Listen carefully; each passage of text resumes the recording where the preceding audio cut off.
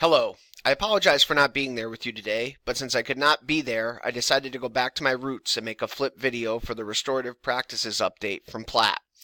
As you can see by our logo, not all Panthers are restorative by nature, but we have a core group of teacher leaders who are working with administration to change that.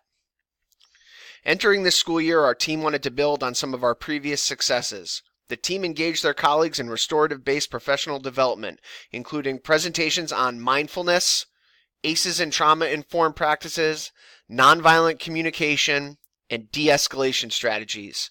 The team has also conducted after-school sessions to help teachers learn how to plan and conduct circles and to discuss how different scenarios might be approached using nonviolent communication. This year, one of our prime objectives was to reshape the image of the restorative work we are doing at Platt, with a strong emphasis on building relationships and community.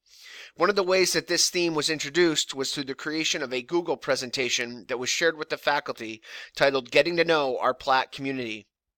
Faculty and staff were asked to contribute to this presentation by sharing information about themselves and their interests.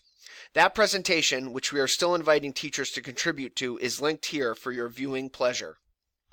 One major success this year has been the creation of a duty period for 3 teacher leaders who are heading up the restorative work at Platt.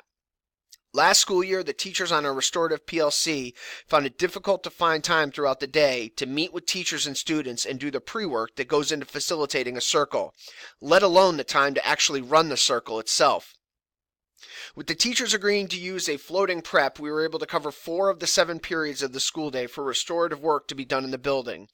This has led to over 100 restorative circles at Platt this year alone, in which relationships were either built where one did not exist or repaired where one had been broken.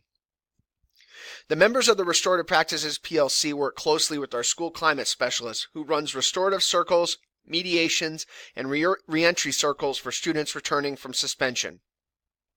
Our climate specialist has also pushed into classrooms at the behest of teachers to work with classes where climate and culture needed to be addressed.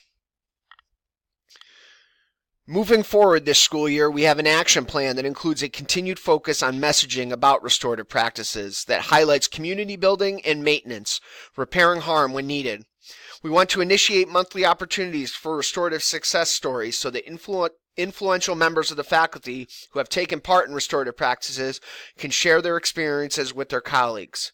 The team is also looking at ways to reintroduce and promote the community concern form to the faculty and the student body. This form can be found on the Platt homepage and allows any student, teacher, or staff member to request a restorative circle if they feel that there is a relationship that needs to be repaired or built. The team plans to get students more involved with the promotion of restorative practices at Platt.